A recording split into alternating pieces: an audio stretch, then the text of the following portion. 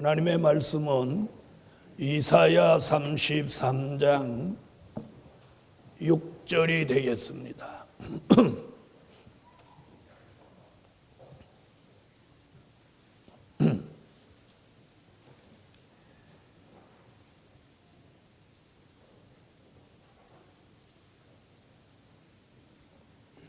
이사야 33장 6절 너의 시대에 평안함이 있으며 구원과 지혜와 지식이 풍성할 것이니 여호와를 경외함이 너의 보배니라. 오늘 함께 은혜 받을 말씀의 제목은 오늘 본문 시작에 보면 이런 말씀이 있습니다. 너의 시대에 평안함이 있으며. 아멘. 그래서 오늘 함께 은혜 받을 말씀의 제목은 너의 시대에 평안함이 있을지어다. 너의 시대에 평안함이 있을지어다. 자, 옆에 분하고 그렇게 한번 인사하세요. 오늘 제목같이 너의 시대에. 네, 오늘은 성경 본문이 그러니까 너라고 해도 이해하세요. 자, 너의 시대에 평안함이 있을지어다. 여러분, 평안함보다 더 큰 은혜는 없습니다. 하나님의 은혜는 언제나 평안함입니다. 그래서 우리가 마귀 역사와 하나님의 역사를 분별할 수 있는 가장 좋은 방법도 평안함입니다. 평안하면 하나님의 역사고, 불편하고 불안하면 하나님의 역사가 아닙니다. 그래서 여러분이 무슨 일을 할 때 평안하면 하나님 은혜고 역사예요. 그런데 불안하다, 염려된다, 걱정된다, 그러면 그건 아니에요. 네, 언제나 성경 66권 다 지나간 역사를 성경으로 돌아보아도 하나님의 역사 속에는 평안함이 있었어요. 할렐루야. 그래서 오늘 그 평안함을 주셨던 역사를 몇 가지로 한번 말씀을 드리고 오늘 본문에 대한 말씀을 증거합니다. 우선 저 창세기로 거슬러 올라가면 노아의 가족에게 평안함을 주셨어요. 노아가 자기 가족과 함께 홍수에 대비해서 방주라고 하는 큰 배를 만듭니다. 그 배를 만들 때는 참으로 고생이 많았죠. 약 120년 걸렸다 이렇게 사람들이 추측을 합니다. 방주 만드는 횟수를 12년도 아니고 120년 동안 지금같이 현대식 장비가 있는 때도 아닌데 전부 손으로 수작업을 해서 그 엄청난 배를 만들 때 굉장히 고생이 심했겠죠. 그런데 비가 내리고 이제 그 배가 떠야 되니까 이제 비가 내리기 시작하기 일주일 전에 비가 40주 40냐 오는데 비 내리기 일주일 전에 하나님이 노아의 가족 8식구를 방주 안에 들어가게 하고 하나님이 방주 문을 닫습니다. 그리고 딱 일주일 있다가 비가 며칠 내리냐면 40일이 계속 밤낮 쉬지 않고 비가 내립니다. 비가 내리기 시작해서 강이 범람하고 이제 육지까지 이렇게 파묻히니까 노아의 방주가 뜨겠죠. 자, 뜰 때 사뿐히 이렇게 뜨는 게 아니라 비가 물이 이렇게 차오르니까 이렇게 흔들흔들 하겠죠. 뜨려고 이렇게 띠뚱띠뚱하고 방주가 이렇게 이쪽으로 쏠렸다 이쪽으로 쏠렸다 할 때 기분이 어떠했겠어요? 바깥에는 비 오는 소리가 막 요란하고 그러다가 방주가 둥둥둥둥 뜹니다. 그들은 그때 뭐가 나왔을까요? 찬양, 감사, 그리고 그들 속에 주신 것이 그 방주 안에서 느낀 것이 뭐냐? 평안함이에요. 평안함. 할렐루야. 그 노아의 가족에게 주셨던 그 평안함을 오늘 이 연말을 맞이한 우리 교회 성도들에게 오늘 그 평안함을 오늘 이 말씀같이 주실 줄 믿습니다. 아멘.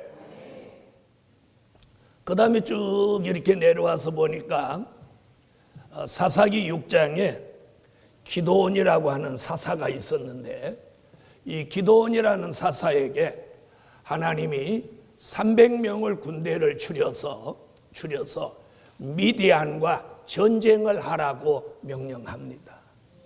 그 당시 미디안은 이미 군대를 동원해서 진을 치고 있는데 그 수가 10만이 넘는다고 그랬어요. 상대 군대가 10만이 넘어.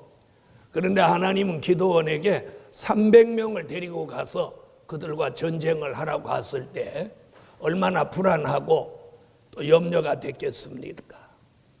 그런데 기드온이 하나님께로 무슨 역사를 받느냐 하면, 기드온이 제단을 쌓으려고 할 때 하나님의 응답이 뭐라고 하느냐면, 너는 두려워 말라, 안심하라, 너는 죽지 아니하리라. 우리 다 같이 한번 따라합시다. 두려워 말라, 안심하라, 죽지 아니하리라.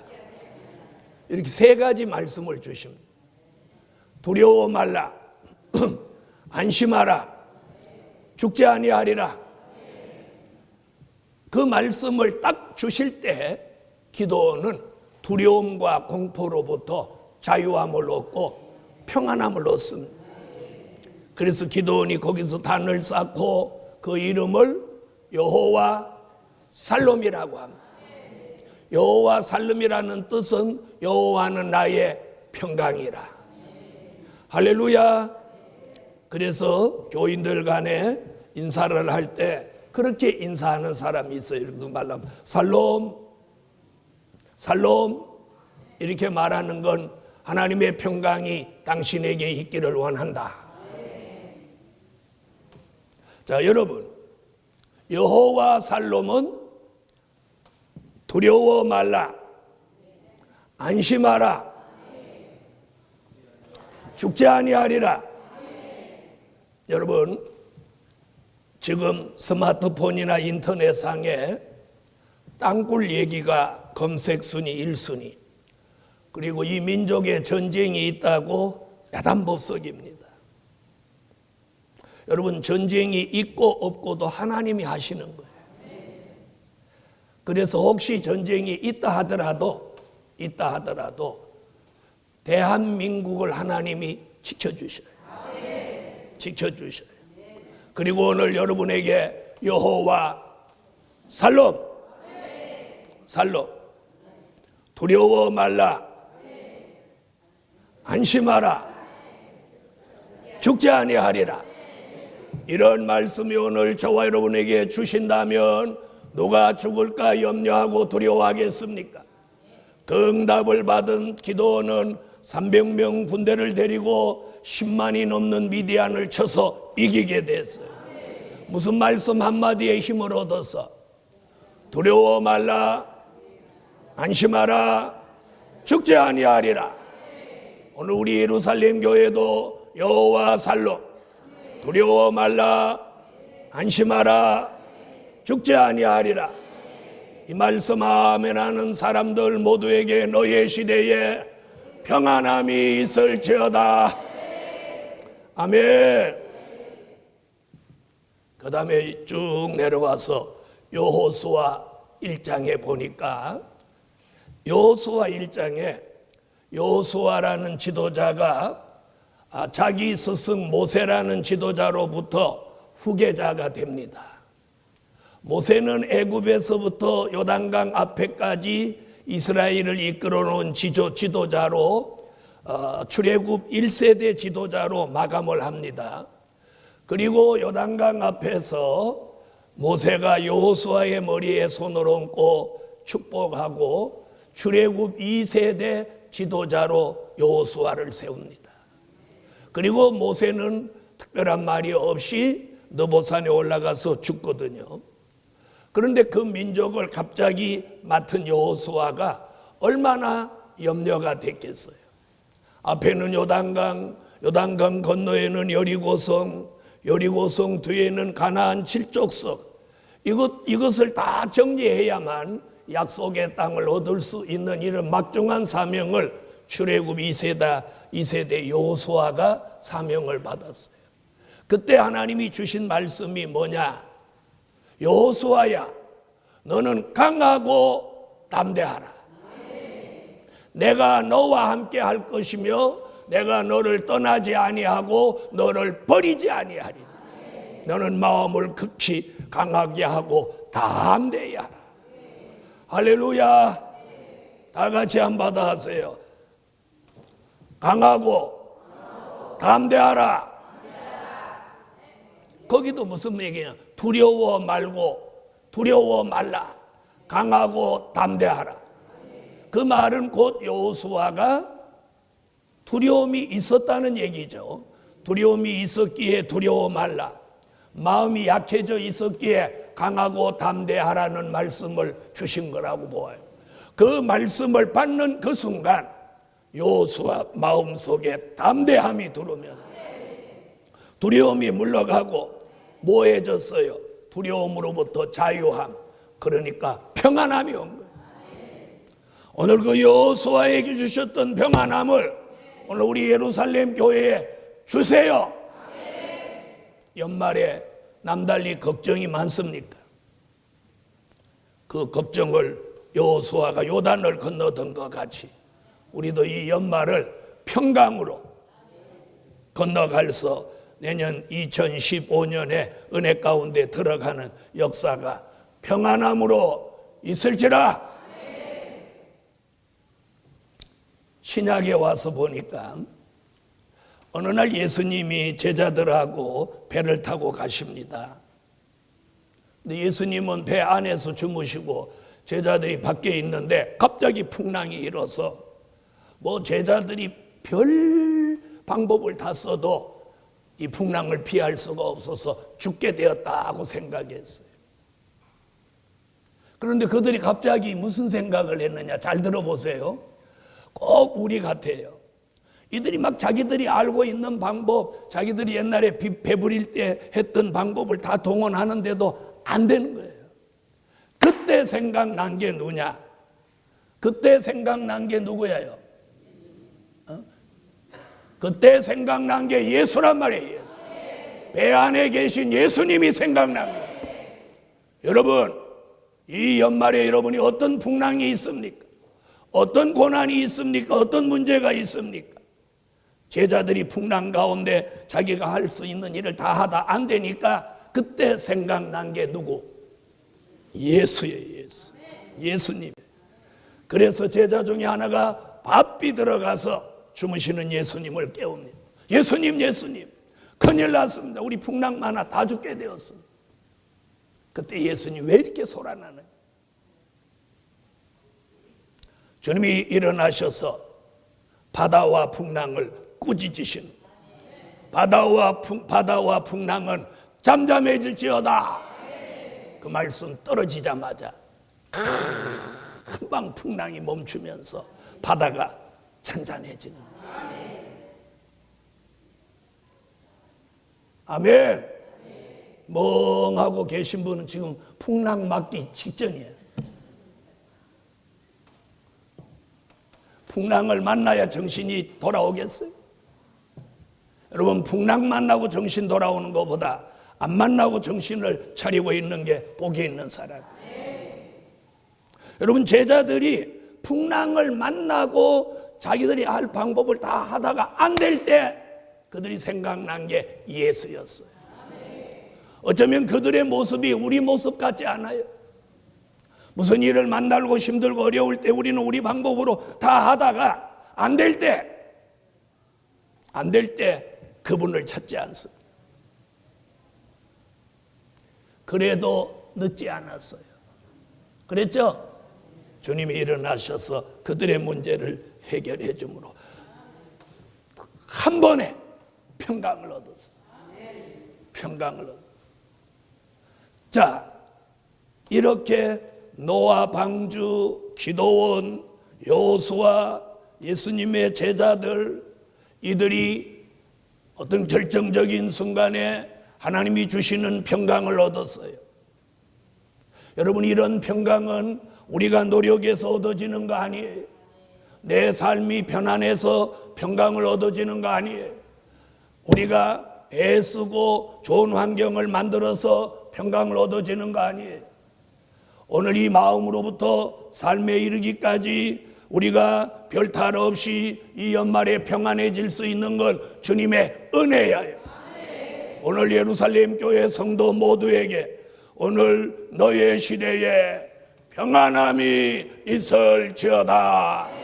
이 말씀이 오늘 공개되는 이 주일에 여러분의 마음속에 평안함이 들어가, 그 평안함을 가지고 오늘 돌아가는 성도에게는 돌아간 가정이 평안해지고, 직장이 평안해지고, 그리고 여러분의 기업이 평안해지고, 여러분의 가는 곳이 평안해지고, 여러분이 계신 곳이 평안해지기를 예수의 이름으로 축원합니다.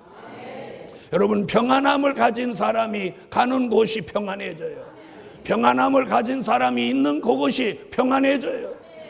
불안과 불화가 있는 사람이 가면 불화가 전달되고, 평안이 있는 사람이 가면 평안이 전달되는 거예요. 평안한 목사가 설교하면 평안해져요. 아멘. 그러므로 너의 시대에 평안함이 있을지어다. 그래서 제가 그렇게 기도를 해놨어요. 하나님, 주의 종이 없는 동안 교회 평안하게 해주세요.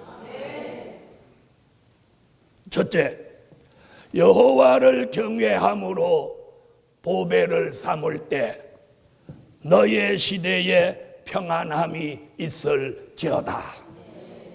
여러분, 오늘 설교 서론에 말씀드린 것 같은 그런 평안함이 여러분의 마음속에, 여러분의 가정에, 여러분의 삶에, 그리고 우리 교회에 있기를 원하시면, 그 평안함이 있기를 원하시면 오늘 첫째로 어떻게 해야 되느냐? 여호와를 경외함으로 보배를 삼으라는 거예요.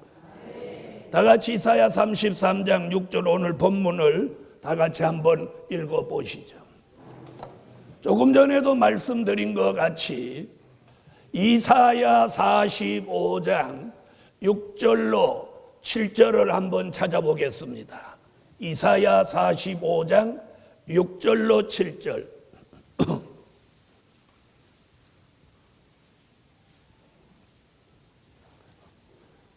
자, 찾으셨으면 다 같이 한번 읽어보세요.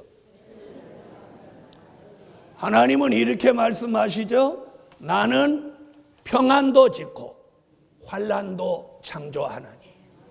여러분, 그분이 우리에게 평안을 주시면 어떤 환난이 있어도 우리는 평안을 얻게 되고, 아무리 평안해져 있어도 그분이 우리에게 환난을 주시면 우리는 평안이 그 순간에 깨지고 환난 가운데 들어갈 수밖에 없는 것입니다.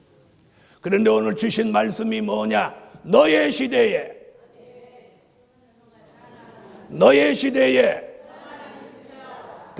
그렇게 고백을 하세요. 너의 시대에 평안함이 있을지어다. 어떤 사람? 여호와를 경외함으로 보배를 삼는 사람.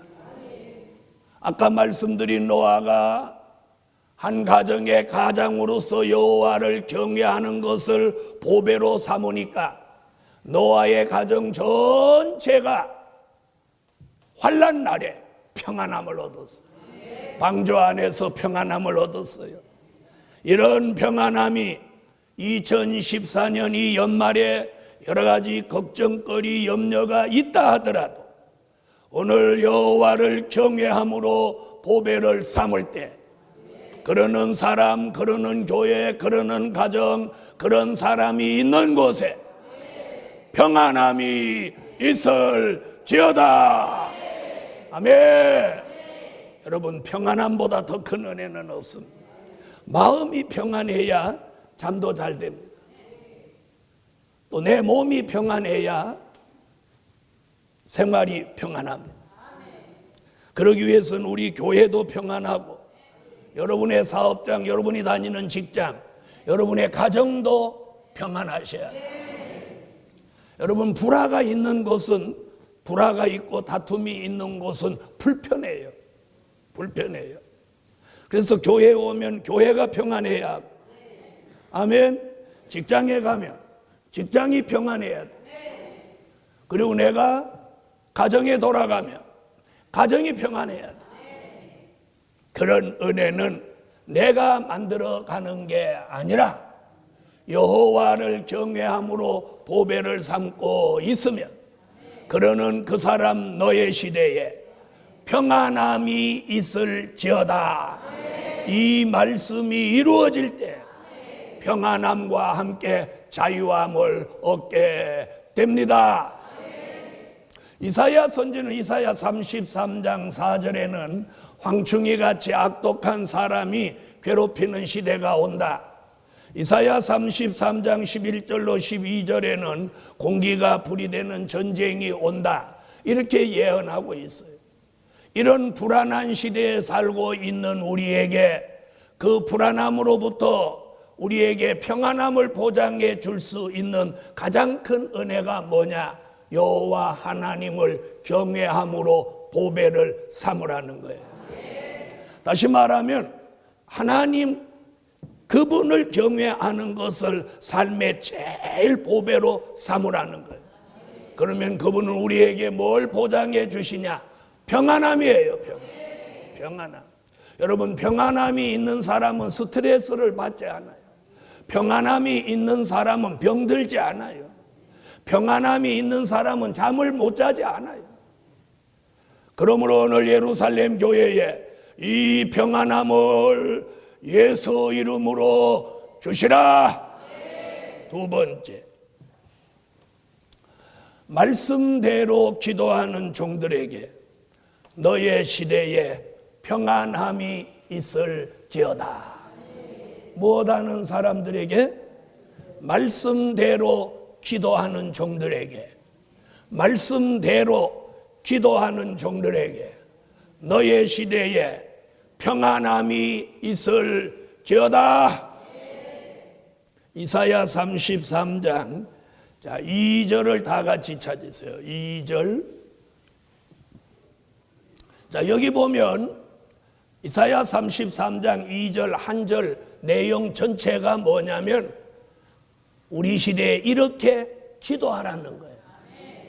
자, 뭐라고 기도하라고 하느냐면 이렇게 말합니다. 여호와여, 우리에게 은혜를 베풀어서, 은혜를 베푸소서, 이렇게 기도하라는 거예요. 여호와여, 우리에게 은혜를 베푸소서, 이렇게 기도하면 그분이 우리에게 은혜를 주셔요. 은혜를 주시면 우리가 평안해져요. 여러분, 은혜 떨어지면 불안하고 은혜가 충만하면 평안해져요. 그래서 내가 불안하다, 여러 가지 힘들다, 이런 것이 자꾸 느껴지는 건 이는 은혜가 떨어진 증거예요.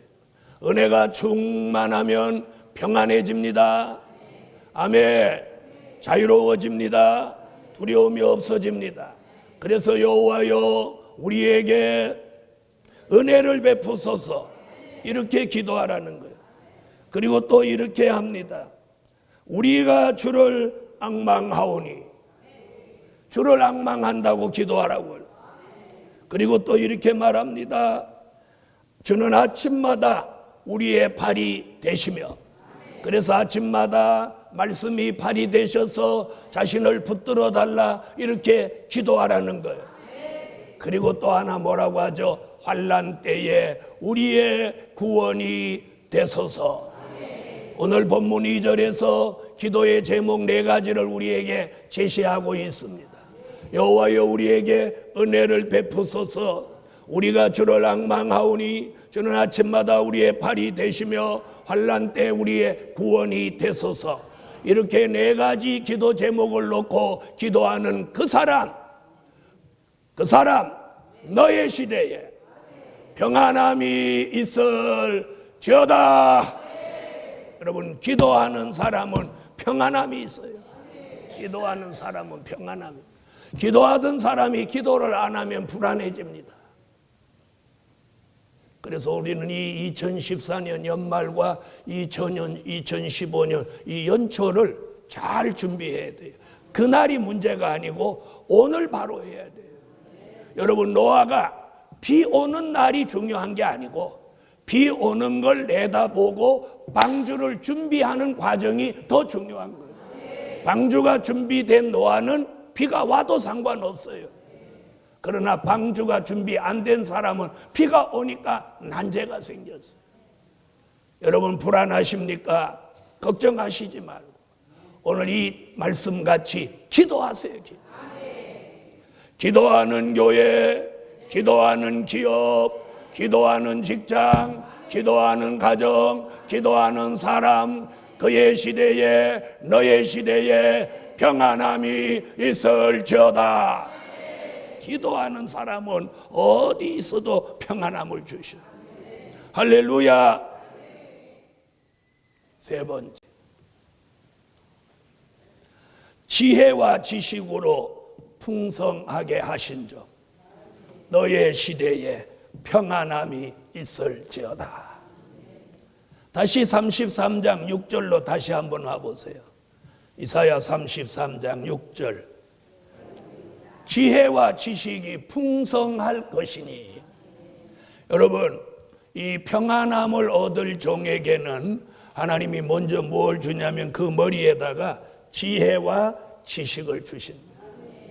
그래서 이사야 11장 2절에 보면 여호와의 신은 지혜의 신이요 지식의 신이라고도 했습니다. 아멘. 자, 성경 가운데 지혜를 받은 사람이, 뛰어나게 지혜를 받은 사람이 두 사람을 생각할 수 있는데, 하나는 선지자 다니엘이고 하나는 왕 솔로몬입니다. 정치적으로는 솔로몬 왕이 지혜와 총명을 최고로 받았고, 선지자 중에서는 다니엘이 지혜와 총명을 최고로 받았어요. 다니엘서 1장 20절에 보면 다니엘은 지혜가 그 당시 가장 뛰어난 사람보다 지혜와 총명을 10배나 더 받았더라. 오늘 이 시대를 살아가는 사람들이 오늘 어떤 역사를 받아야 되냐면, 오늘 여기서 말하는 지혜와 지식으로 풍성해지세요. 여기서 말하는 지혜는 다니엘서 12장 3절에 근거하면 사람을 살리는 지혜예요. 사람을 살리는 지혜. 그리고 여기서 말하는 지식은 이사야 11장 9절에 보면 여호와 하나님을 잘 아는 지식이에요. 잘 아는 지식. 그래서 이 사람을 살리는 하나님이 주신 지혜와 하나님을 내가 잘 알 수 있는 지식, 이 두 가지를 받은 종에게는, 그 두 가지 역사를 주신 사람에게는 너의 시대에 평안함이 있을지어다. 그런 사람을 오늘 마태복음 24장 45절로 46절에는 때를 따라 양식을 나누어 주는 지혜라고 했고, 그런 지혜를 받은 종은 우리 시대가 노아의 때와 같아서 사람들이 먹고 마시고 시집가고 장가가고 있으면서 그 날과 그 시가 다가오는 것도 모르고 있을 때, 그런 지혜와 지식을 받은 종은 하나님 앞에 겸비하고 준비해서, 아멘, 하나님이 주시는 평안함을 누리게 된다. 이렇게 말씀하고 있습니다. 그러므로 예루살렘 교회여, 여러분의 머리 위에다가 오늘 주의 은혜가 지혜와 지식으로 풍성해지게 하셔. 마태복음 24장 37절로 39절, 우리 시대가 노아의 때와 같아서 사람들이 다 먹고 마시고 시집가고 장가가면 주의 재림이 임박한 것도 알지 못하는 때에, 오늘 저와 여러분은 하나님이 주시는 지혜와 지식을 가지고 분별하고 준비해서 그런 종 너의 시대에 평안함이 있을지어다. 그 말씀이 이루어질 줄 확신합니다. 네 번째, 예수님의 보장을 받은 종, 너의 시대에 평안함이 있을지어다. 누구의 보장? 예수님의 보장. 자, 다시 성경 한 곳만 보겠습니다. 이사야 33장 16절입니다. 이사야 33장 16절. 자, 여러분이 읽은 본문에 무슨 얘기가 나오냐면 견고한 바위가 그 보장이 되며 하는 그 견고한 바위가 누구냐면 고린도전서 10장 4절에 보니까 반석은 곧 그리스도 주시다. 그러니까 견고한 바위라는 말은 누구냐? 예수님이라는 뜻이에요. 그런 예수님, 견고한 바위 되시는 예수님의 보장을 받아야 돼요. 저와 여러분이 예수님의 보장을 받으세요. 아멘.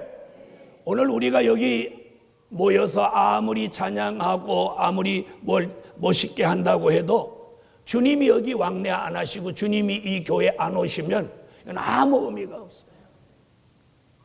여기 수만 명이 모여도 주님이 오셔야 되고 불과 두세 명이 모여도 주님이 오셔야 돼요. 예배라고 하는 건 주님이 오셔야만 그 예배가 성립되는 거예요. 예수 없는 예배는 의미가 없는 거예요. 사람만 모이는 예배는 의미가 없어요. 그러므로 오늘 이 예배 중심에 누가 계셔야 돼? 예수님. 그래서 우리의 찬양, 우리의 기도를 들으시고 우리의 예배를 들어주시고 오늘 설교대로에 너의 시대에 평안함이 있을지어다. 이 말씀이 저와 여러분에게 그분의 말씀이 이루어져야 돼요. 그래서 오늘 이 예배를 통해서 저와 여러분이 마음의 평안함을 주셔야 돼요. 아멘. 그래서 그 평안함을 가지고 가정에 돌아가고 그 평안함을 가지고 직장에도 가고 그 평안함을 가지고 사업도 하고 그 평안함을 가지고 설교도 하고 그 평안함을 가지고 찬양도 하고 그 평안함을 가지고 인간관계도 가지고. 아멘. 그럴 때에 그 일이 아름답게 되는 거예요. 그러므로 오늘 이 주일에 예루살렘 교회 성도 모두에게 예수님의 보장. 무슨 보장? 평안함. 아까 제자들이 풍랑을 만나서 쩔쩔매고 있다가 주님을 깨우니까 주님이 일어나서 즉시 바다와 풍랑을 꾸짖으시고 그들에게 즉시 주신 게 뭐예요? 풍랑의 공포나 두려움에서 평안함을 주신 거예요. 그리고 그 평안함으로 자유함을 금방 얻었어요. 공포나 두려움으로부터 자유함을 얻고 평안해졌어요. 아멘. 예수님이 부활하신 후에 제자들이 모인 곳을 예수님이 찾아다니면서 갑자기 예수님이 나타나서 뭐라고 하시냐면 너희에게 평강이 있을지어다. 평강이 있을지어다. 아멘. 주님이 나타나서 너희에게 평강이 있을지어다.